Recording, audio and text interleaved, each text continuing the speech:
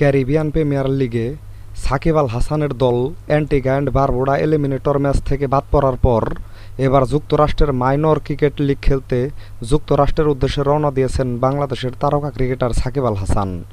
এক ভিডিও বার্তার মাধ্যমে এই খবরটা চূড়ান্ত করেছেন সাকিব আল হাসান নিজেই। মাইনর ক্রিকেট লিগে আটালান্টা ফায়ারের হয়ে মাঠ মাতাবেন সাকিব আল হাসান। এছাড়া তার দল আটালান্টার হয়ে খেলার কথা রয়েছে বাংলাদেশের আরেক তারকা ক্রিকেটার মাহমুদুল্লাহ রিয়াদের।